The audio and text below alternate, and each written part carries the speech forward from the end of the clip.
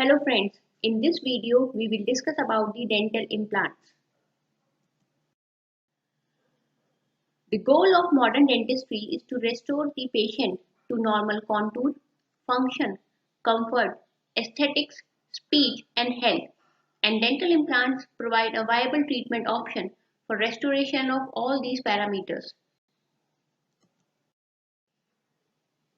Dental implant is a prosthetic device made of alloplastic material implanted into the oral tissue beneath or within the mucosal or and periosteal layer and on or within the bone to provide retention and support for a fixed or removable prosthesis.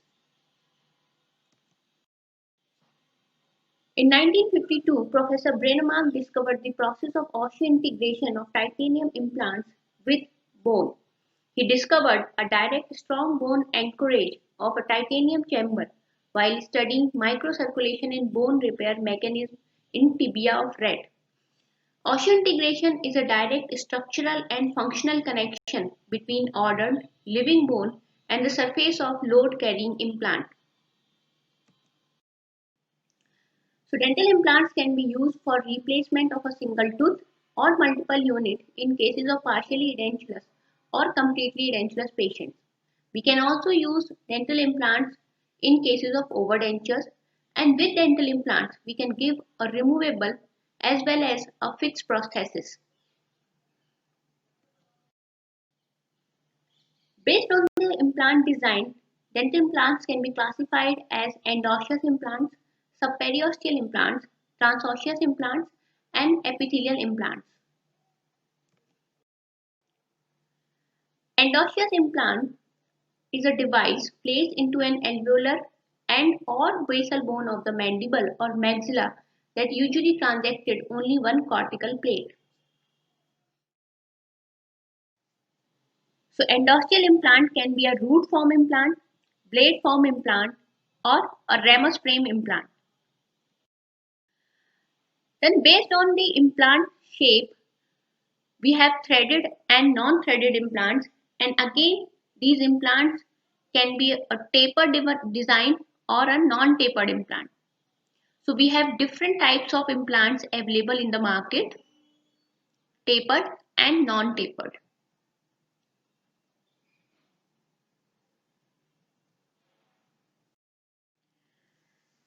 Then these implants are surface treated, and we have different types of surface treatment done, like turned or machined surfaces, then acid etched surfaces, then blasted surfaces, blasted and acid etched surfaces, these are SLA surfaces, then hydroxyapatite coated surfaces, nano-sized hydroxyapatite coated surfaces, titanium plasma sprayed surfaces, and oxidized surfaces. Next type of implant is the subperiosteal implant. It is a dental implant that receives its primary bone support by resting on it. They are usually not considered to be osseointegrated implants. Subperiosteal implants have been used in completely edentulous as well as partially edentulous upper and lower jaws. However, the best results have been achieved in treatment of the edentulous lower jaw. Then we have transosseal implants. It is a dental implant that penetrates both cortical plates and passes through the entire thickness of alveolar bone. These implants are not in use because they necessitate an extra oral surgical approach. In any case, these implants are used in mandibles only and are secured at the lower border of the chin via bone plates. The transosseous implants can also be categorized into the endosseous implant category. Epithelial implants are associated with a simple surgical technique where the mucosa was used as an attachment site for metal inserts placed into an acrylic denture, and these implants have disadvantages like painful healing process and requirement for continuous wear. Coming to the parts of implant, first is implant body. This portion is placed in the alveolar bone and it provides support for the abutments. Next is crust module. The crust module of an implant is that portion designed to retain the prosthetic component.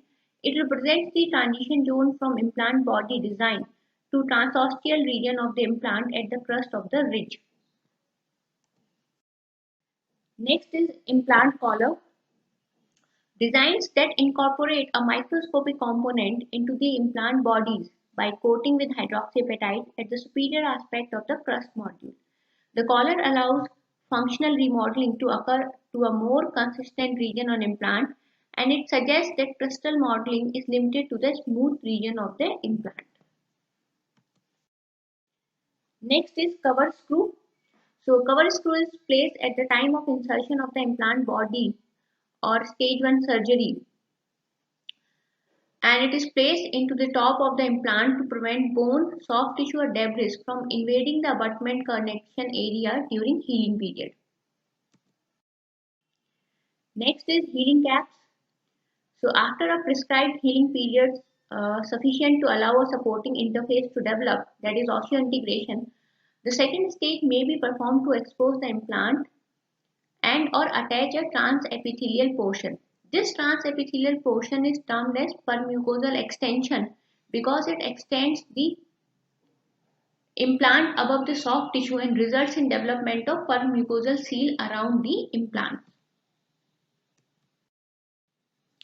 Then we have implant abutments. It is the portion of the implant that supports or retains a prosthesis or implant superstructure. Implant abutment can be a screw retained abutment or cement retained abutment.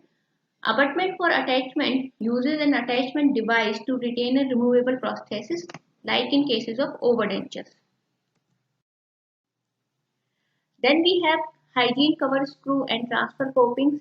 So hygiene cover screw is placed over the abutment to prevent debris and calculus from invading the internal portion of abutment during prosthesis fabrication, and transfer copings are used to position an analog in an impression.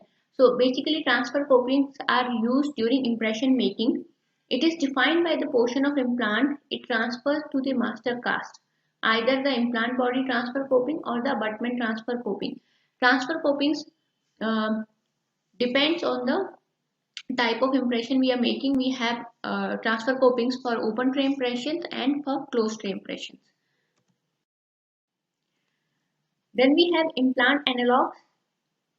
They are used in the fabrication of the master cast to replicate the retentive portion of the implant body or abutment. After the master impression is obtained, the corresponding analog is attached to the transfer coping and assembly is poured in the die stone. So if you like this video, then please share it with your friends and subscribe to our channel. And in the end, thank you for watching.